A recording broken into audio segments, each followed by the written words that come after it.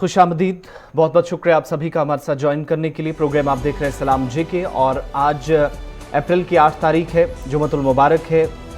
रमज़ान मुबारक का छठा दिन और इसके अलावा नवरात्रों का त्यौहार भी मुल्क भर में मजहबी अक़ीदत व एहतराम के साथ मनाया जा रहा है। और आज का दिन अहम इसलिए भी है चूँकि जम्मू कश्मीर या फिर मुल्की सतह पर कुछ अहम मामलात हैं जो अगले 1 से 1.5 घंटे में इस प्रोग्राम में हम आपके सामने रखेंगे। और इसके लिए न सिर्फ टेलीविज़न स्क्रीन पर बल्कि इसके साथ साथ सोशल मीडिया साइट्स पर भी तमाम प्लेटफॉर्म्स पर आप हमारे साथ रहेंगे, जहां पर आप ख़बरें,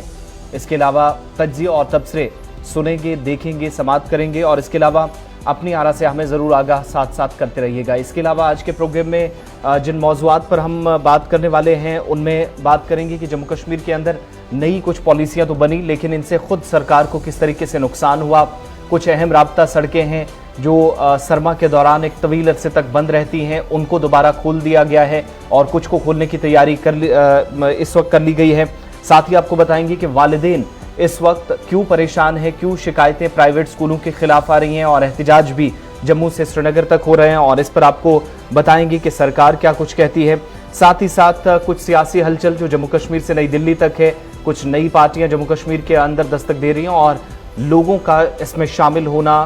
कौन कौन से लोग हैं जो आज दिन भर भी नई दिल्ली के अंदर ताल्लुक जम्मू कश्मीर से लेकिन एक नई पार्टी का हिस्सा बनने जा रहे हैं और आने वाले दिनों में क्या हलचल रहेगी। साबिक वज़ीर आला का रद्द-ए-अमल ईडी से, जब ईडी ने उनसे पूछताछ की एक मामले में और इसके अलावा एनआईए की कार्रवाई जब हुई है तो किन किन मामलात को लेकर कार्रवाई हुई, क्या क्या एनआईए के हाथ लगा है, वो सारी तफसीलात आपके सामने रखेंगे। इसके अलावा आपको बताएंगे कि बिजली का बहरान अप्रैल के महीने से जम्मू कश्मीर के अंदर शुरू होने वाला है, जिसके लिए एक नया ऑर्डर सामने आया है। सारी डिटेल्स थोड़ी देर में आपके सामने रखेंगे। इसके अलावा आपको बताएंगे कि जो तलबा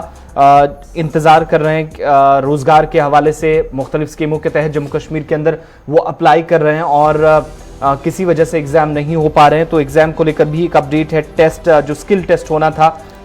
जो डिविजनल काडर की पोस्टों का, वो आपके सामने डिटेल्स रखेंगे और नई एजुकेशन पॉलिसी के तहत जम्मू कश्मीर के अंदर क्या कुछ होने जा रहा, वो सारी डिटेल्स इसी प्रोग्राम में 1 घंटे के दौरान आपके सामने रखेंगे। साथ ही पड़ोसी मुल्क पर भी नजर रहेगी जहां हलचल काफ़ी तेज़ हो रही है और अगले 24 घंटे बहुत ही अहम है मौजूदा हुकूमत के लिए और कल सुबह 10 बजे तक एक नया सिस्टम, नया निज़ाम शायद इस्लामाबाद के अंदर होगा, ऐसी तस्वीर बन रही हैं। सुप्रीम कोर्ट के फैसले के बाद रद्द-ए-अमल, नवाज शरीफ ने क्या कुछ कहा और हिज़्ब इख्तिलाफ की दीगर जमातों के साथ हिज़्ब इक़्तिदार के लोग क्या कुछ कहते हैं, वो डिटेल्स आपके सामने रखेंगे। बात रूस के हवाले से करेंगे जिसे एक बड़ा झटका अक़वाम मुत्तहिदा की जनरल असेंबली में लगा है और दूसरी तरफ रूस ने क्या एतराफ़ किया है बिलाखिर 40 रोज़ की लड़ाई के बाद, वो सारी तफसीलात आपके सामने रखेंगे। और अमेरिका ने जब से इनख़ला अफ़गानिस्तान से शुरू हुआ था, तालिबान काबुल के अंदर पहुंचे थे और सदारती महल पर कब्जा हुआ था और उसके बाद दोबारा अमेरिका हालांकि अफगानिस्तान में नहीं गया, लेकिन आज पहला हमला हुआ है, वो भी ड्रोन के जरिए। सारी डिटेल्स आपके सामने रखेंगे इस प्रोग्राम में, मगर आगाज करेंगे, मेरे साथी गौहर कुची हमारे साथ ज्वाइन कर चुके हैं और हिस्ट्री ऑफ द डे से आज भी इस प्रोग्राम का आगाज करेंगे।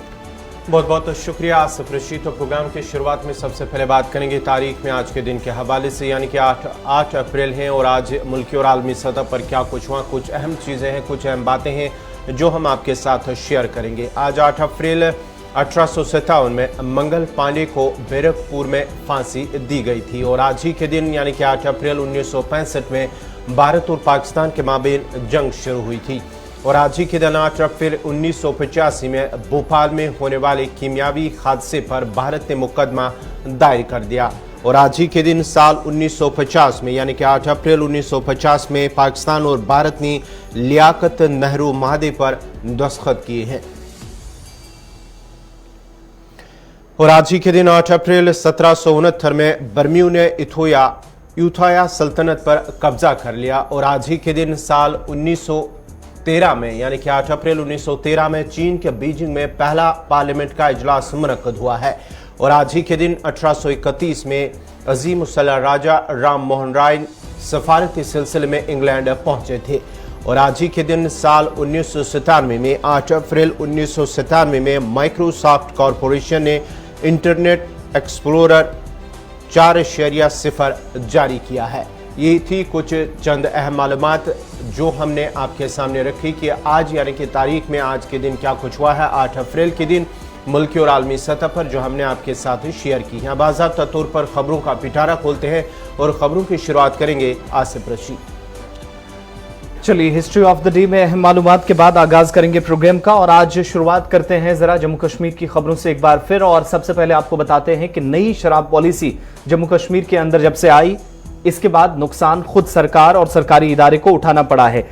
एक अंदाजे के मुताबिक तकरीबन जम्मू कश्मीर में नई पॉलिसी के बाद 700 करोड़ रुपए का नुकसान हुआ है। और इसी सिलसिले में अब एक्साइज डिपार्टमेंट ने ये सारी चीजें देखी, मुशाहिदा किया और बोली में जो लोग शामिल थे उन सभी की जो बैंक डिटेल्स हैं, ट्रांजैक्शंस हैं, वो उनसे तलब कर ली हैं, तफसीलात मांगी हैं। ये मामला उस वक्त सामने आया है जब जम्मू कश्मीर के अंदर नई पॉलिसी के तहत चाहे वादी हो या जम्मू के अंदर अलग अलग इलाकों के अंदर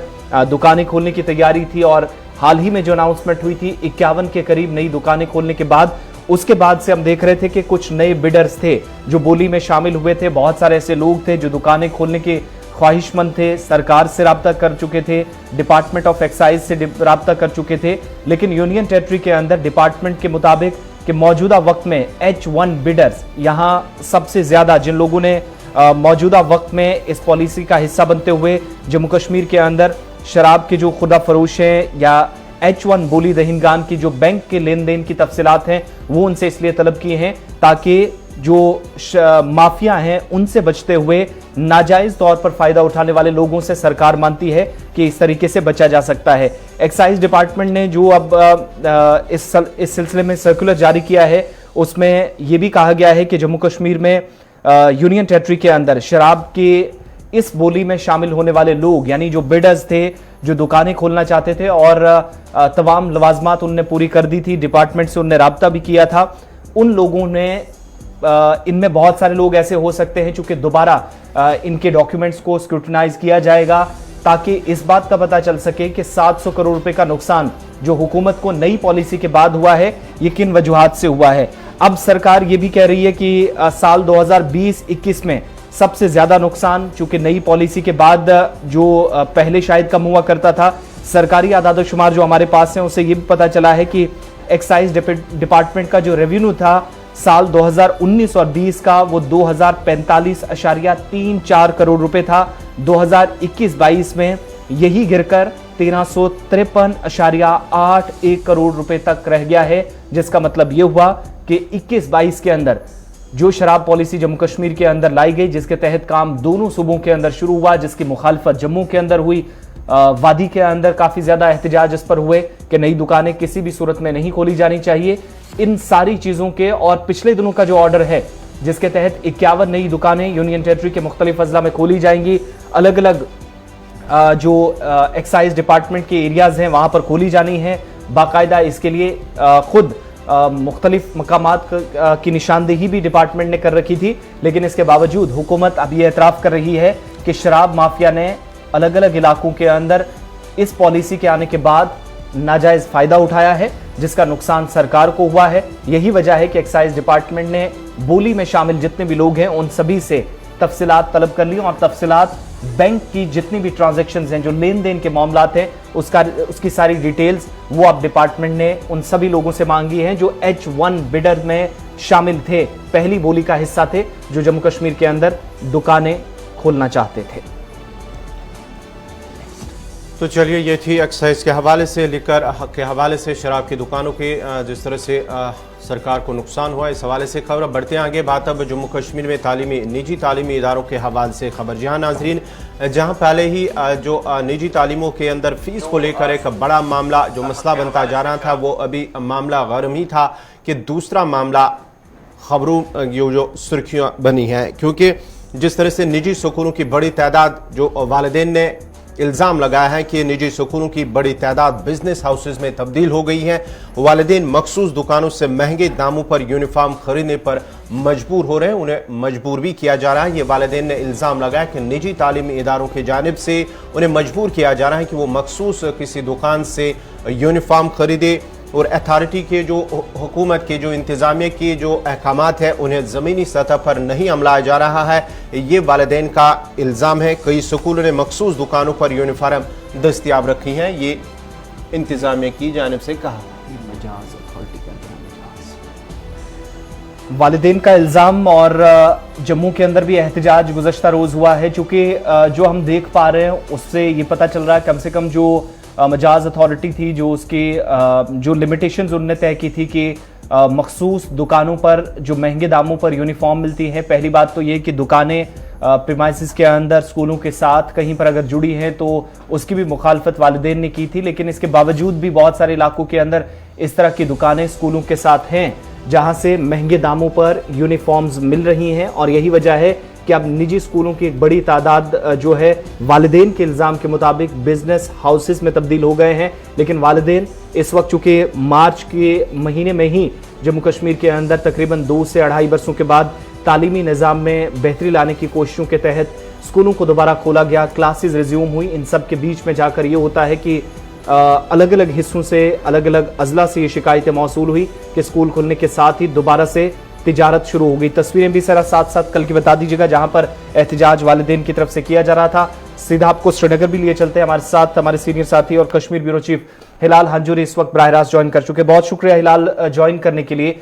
ये सारा मामला जो है एक बार फिर सुर्खियों में है। उस वक्त जब तकरीबन 32 महीनों बाद स्कूल खुले थे यूनियन टेरिटरी के अंदर, कितने सही ये इल्जामात माने जाएं और जो मजाज अथॉरिटी के जो लिमिटेशंस थी कि स्कूल जितने भी निजी स्कूल हैं उनके आसपास अगर कहीं पर इस तरह की दुकानें हैं जिनका वालिदैन आज कह रहे हैं कि यहां पर फिर से यूनिफॉर्म फरोख्त की जा रही है, इस तरह के मामला जो सामने आ रहे हैं, तो क्या ऐसे में कोई कार्रवाई अब तक हुई है या वालिदैन के जो इल्जाम हैं वो किस हद तक सही हैं और इस पर कोई ऑफिशियल रिएक्शन भी सामने आया है प्राइवेट स्कूल एसोसिएशन का? बहुत वक्त ये इसको करने के साथ इस बार हमने एडमिनिस्ट्रेशन को ऑन कैमरा एश्योरेंस दे दी, लेकिन के बाद इससे पहले कि जब ये मामला आया है कि जितने भी प्राइवेट स्कूल्स हैं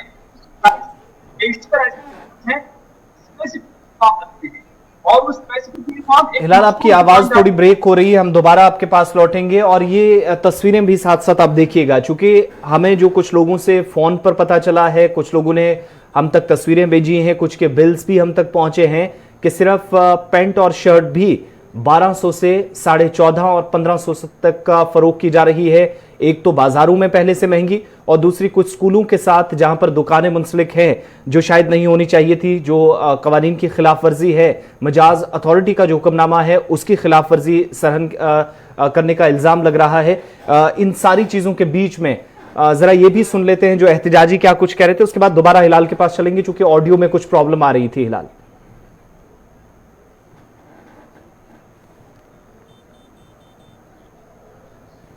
वैली के साथ साथ जम्मू के अंदर भी अगरचे कुछ टॉप इंस्टीट्यूशंस पर भी इस तरह के इल्जाम लगे हैं और ये भी बताया जाता है कि जो सेट नॉर्म्स थे कॉम्पिटेंट अथॉरिटी के, उनकी वायलेशंस की जा रही हैं। और मार्च में जब दोबारा स्कूल खोले गए उसके बाद क्या कुछ लोग फेस कर रहे हैं, वालिदैन कह रहे हैं, और ये जरा एहतजाजियों की बात भी सुनते हैं। को लेकर, किताबों को लेकर, बूटों को लेकर मैं प्रोटेस्ट कर रहा हूँ। किसके पास है?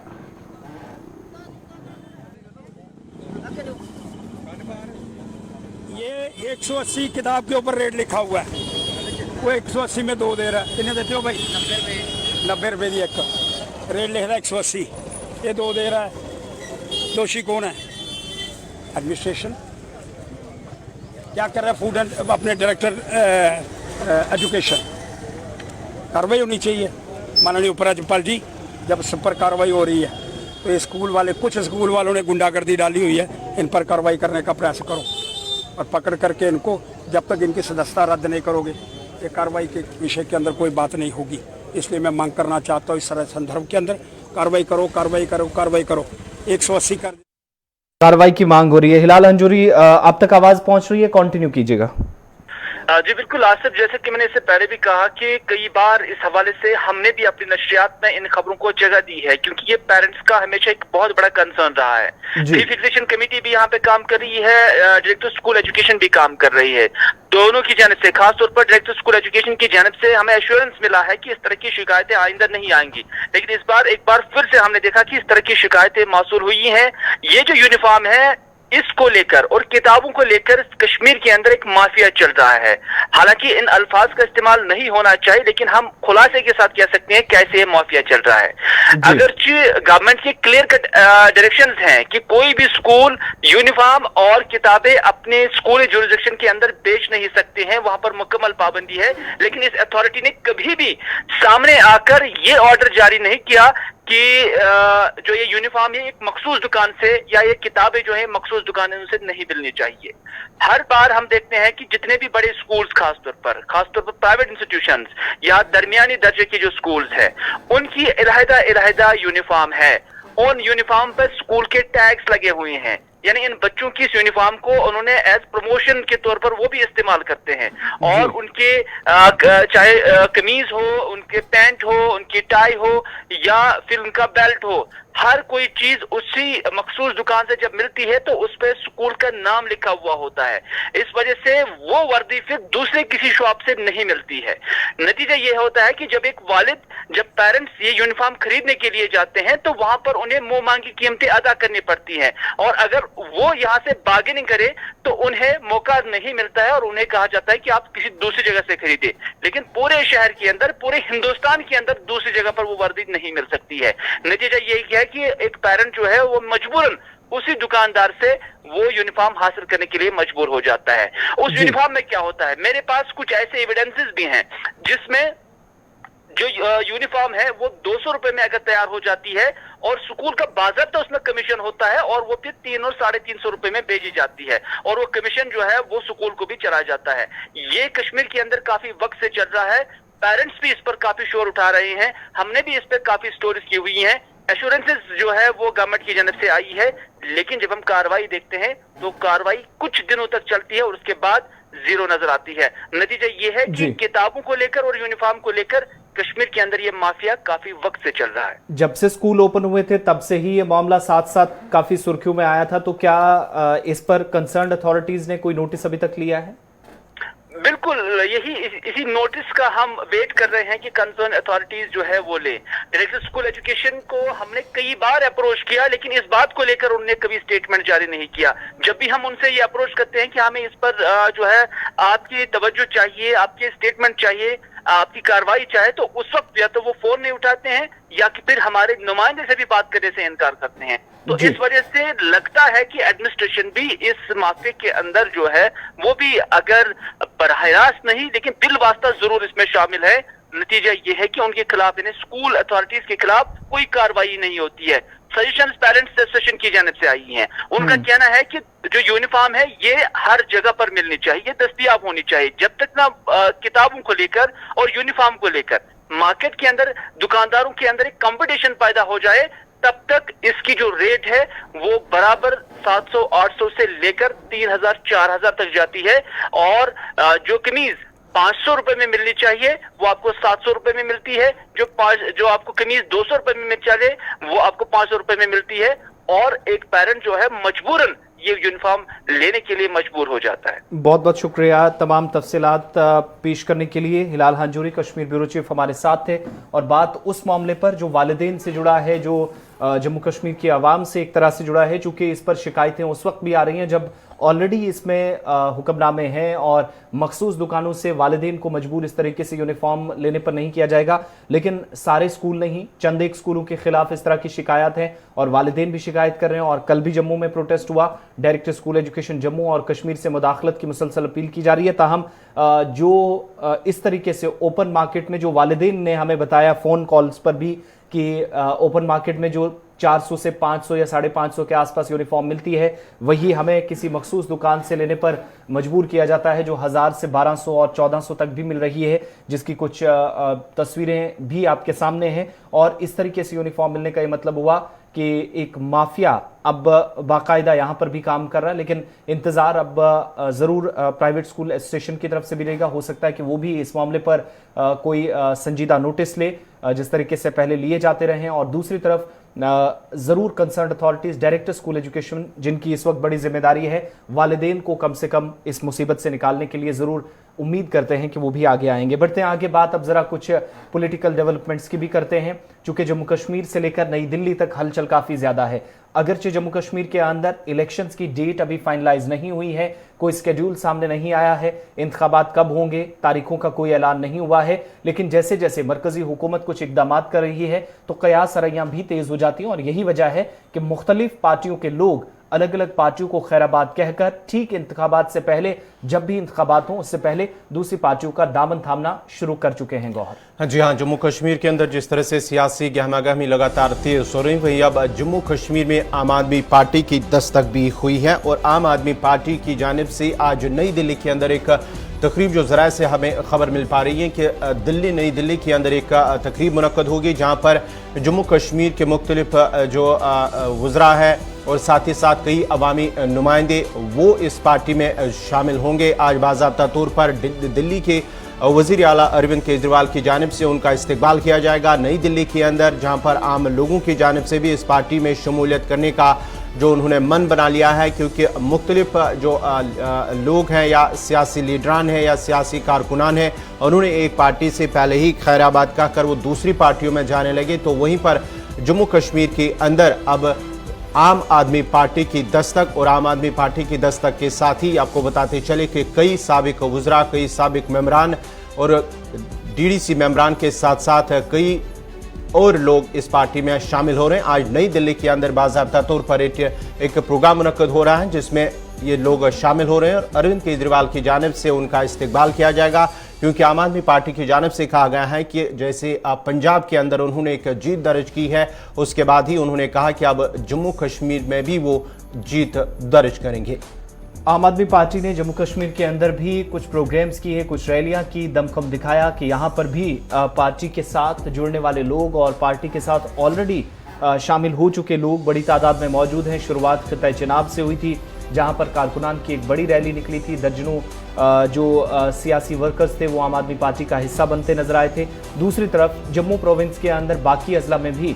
जिनमें शुरुआत सरहदी जिला राजौरी और पुंछ से भी हुई, जहां पार्टी ने दफ्तर खोले और उसके बाद कई लोगों को इसमें शामिल कराया। वादी के अंदर भी कुछ अहम शख्सियात की इस तरह की इतलात हमारे पास हैं कि जो आम आदमी पार्टी से जुड़ने जा रही हैं, और कुछ लोग जो राब्ते में भी हैं।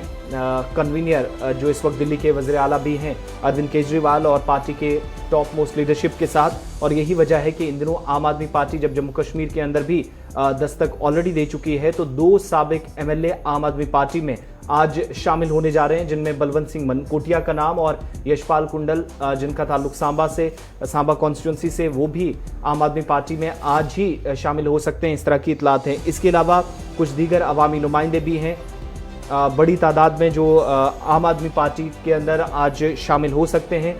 हमारे साथ senior news editor Syed Tajammul भी इस वक्त फ़ोन लाइन पर हैं। सैयद तजम्मुल, क्या कुछ मज़ीद तफसीलात हैं आपके पास, चूँकि 2 साबिक एमएलएज़ और कुछ एमएलसीज़, कुछ साबिक वज़रा, टॉप ब्यूरोक्रेट्स आम आदमी पार्टी का दामन थाम सकते हैं, इस तरह की खबरें सामने आ रही हैं? बहुत बहुत शुक्रिया आसिफ रशीद। जम्मू कश्मीर में अमूमन जो असेंबली इंतखाबात नजदीक से नजदीक आते जा रहे हैं, इसमें कौमी पार्टियां जो है वो भी जम्मू कश्मीर में कई सालों से किस्मत आजमाई के लिए मैदान का रुख करती आई है, लेकिन खातिर का कामयाबियां कांग्रेस पार्टी के सिवा कश्मीर प्रोविंस से किसी बड़ी पार्टी को नहीं मिली, सिवाय CPIM के मोहम्मद यूसुफ तारिकामी। लेकिन 2021, 22, 23 और आहिस्ता आहिस्ता जो कि जिस वक्त जम्मू कश्मीर में 35 से 370 के मुकम्मल खात्मे के बाद सियासी इस्तेकाम, सियासी सूरत हाल थोड़ी सी गैर यकीनी दौर में दाखिल हुई, जिसके बाद अभी तक नेशनल कॉन्फ्रेंस से काफी ज्यादा लीडरान दूसरी पार्टियों में चले गए, उसके बाद पीपल्स डेमोक्रेटिक पार्टी से लीडरान दूसरी पार्टी में चले गए। लेकिन कश्मीर प्रोविंस से एक शख्स भी एक पार्टी को छोड़कर भारतीय जनता पार्टी में दाखिल नहीं हुआ, जो हैरान कुन तौर पर अगर आप सियासी नवियत से देखें तो कहीं ना कहीं अभी कश्मीर प्रोविंस में भारतीय जनता पार्टी की एक्सेप्टेंस नहीं है। कांग्रेस पार्टी पंजाब और नई दिल्ली में सियासी कामयाबियों के झंडे गाड़ने के बाद जिस वक्त जम्मू कश्मीर का रुख कर रही है, इससे कबल भी एक कोशिश 2014 के इंतखाबात में अरविंद केजरीवाल की टीम ने की थी, लेकिन नताइज अखज नहीं किए जा सके। अब क्योंकि कोई भी शख्स, चाहे वो भारतीय जनता पार्टी या कांग्रेस पार्टी या किसी दूसरी पार्टी से ताल्लुक रखता हो, वो बीजेपी के साथ डायरेक्ट नहीं जाना चाहता है, सिवाय कुछ पार्टियां जिनमें कुछ लीडरान जो अपनी पार्टी या पीपल्स कॉन्फ्रेंस में